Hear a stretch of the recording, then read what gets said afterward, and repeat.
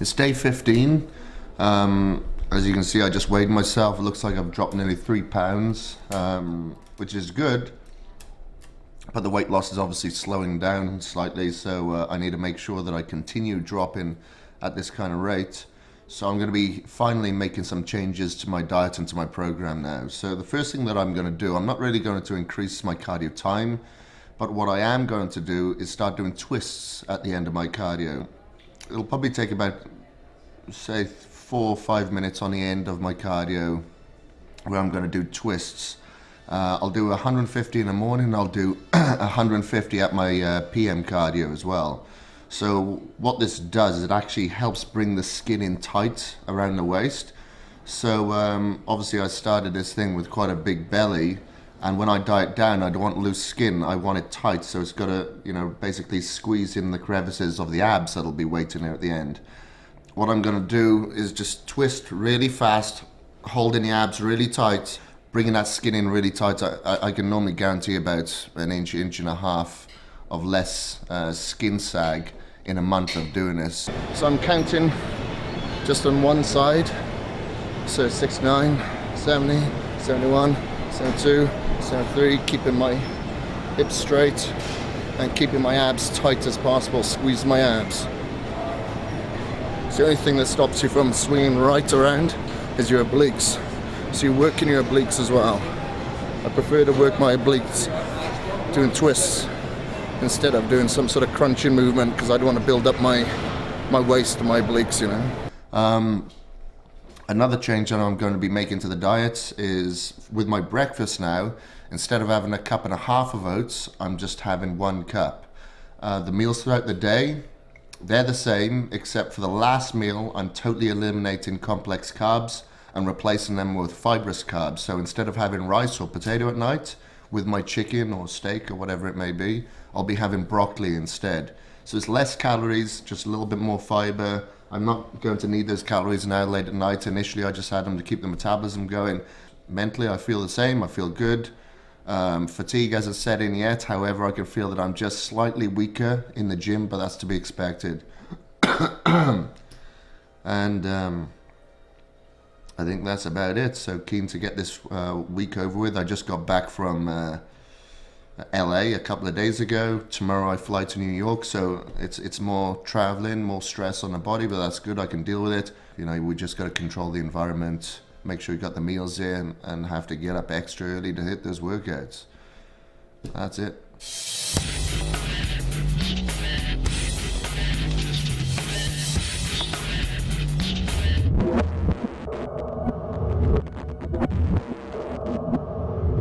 We're going to start off heavy today with flat dumbbell press, and we'll be doing 2 sets of around 6 to 8 repetitions and focus on low volume but maximum load. By doing this, we'll be overloading the muscle to the point where changes have to occur structurally for the muscles to adapt, and this technique will help gain and maintain muscle mass while we're cutting fat. And on pushing movements like this, I always like to go explosive and really heavy, especially on the compound movements. You know, on the pulling movements, it's a little bit more technical, but when it comes to pushing for triceps, shoulders, chest, I like to go a little bit heavier, a little bit more explosive. And as we progress throughout the program, you'll see my workouts continue to get more and more intense. Push it. Come on. One more, come on, push it.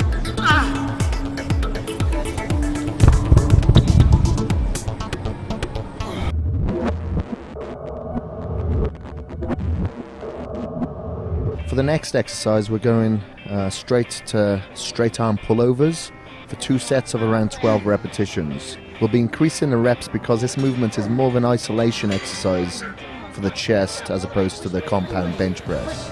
Push.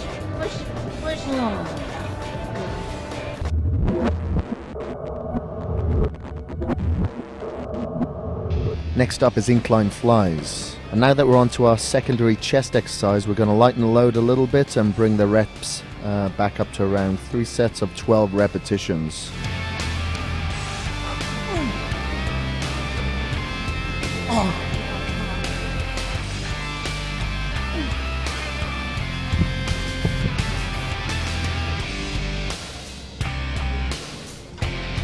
We'll also be adding a drop set to the last normal working set, just to really punish the muscle and flush the upper pecs with blood, so we can get the nutrients in there to, repair and work on this particular area, which is a slight weakness for me. So I've just finished my 3 working sets and working right now into my drop set. For this, I'm going from 75-pound dumbbells down to 50-pound dumbbells. I like to drop down quite a bit just to make sure that I get a few reps out, and I do fatigue very quick anyway. Some people don't fatigue. Yeah, come on, all the way. Push it.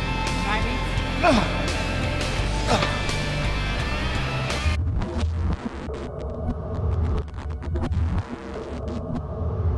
Now on to rope overhead tricep extensions for 3 sets of around 15 repetitions.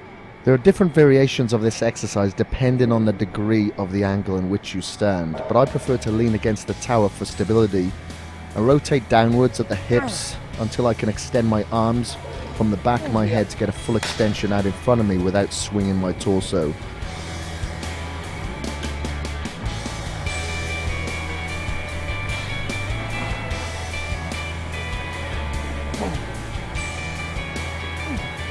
I've decided to do a drop set on my second set here, so I'll finish off with a lighter weight, and I'll do the same for the third set as well, another drop set.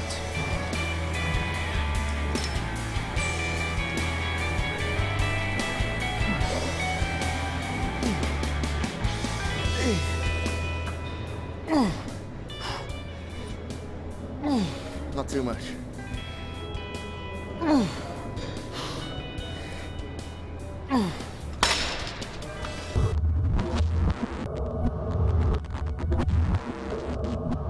We're going to continue to punish our triceps now with dips. If the bars are a little bit wide, I find that works a little bit more of the lower chest. So I like to go as closer to shoulder width as possible is best for your triceps. And we're going to be working around 3 sets of 12 repetitions. So after doing my warm-up set, I'll be adding some weight by using a dip belt. Since dips are generally just body weight, using a dip belt is a great way to make progress. If you find that you struggle on the first set with just your body weight, don't add a dip belt. Just continue with body weight sets until you become accustomed to it, and then as it gets easier, sure, you can add weight to a dip belt just to make it a little bit harder. So regardless of whether you add weight or not, you can use a spotter to help you get the force reps out just by supporting your shins and your ankles.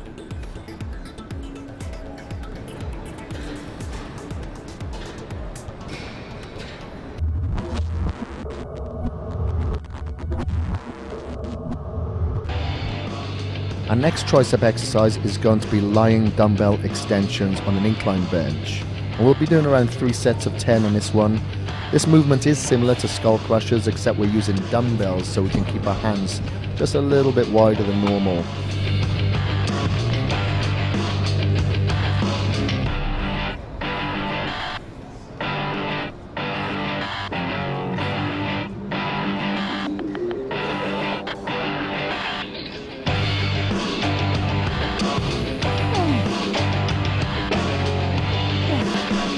So I'm really trying to obliterate my triceps now, so I'm going straight into a superset of close grip push-ups until failure. And as soon as I fail and drop into my knees and busting out a few more. I don't like to admit that I'm doing girly push-ups here, but I guess I'm caught on camera, so as you can see, that's exactly what I'm doing.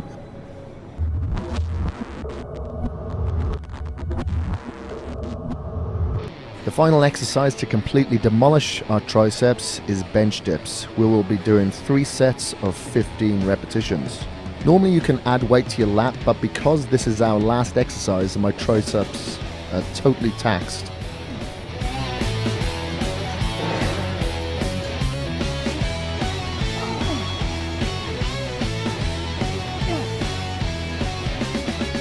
For this exercise, simply position 2 benches apart from each other to support your hands and your feet. Lower your butt to the ground until your arms are at a 90-degree angle and then extend up. And one tip I'd like to point out is make sure that your back stays close to the bench and you point your elbows inwards just to really make sure that you're working your triceps and not your delts. And make sure you go to absolute failure.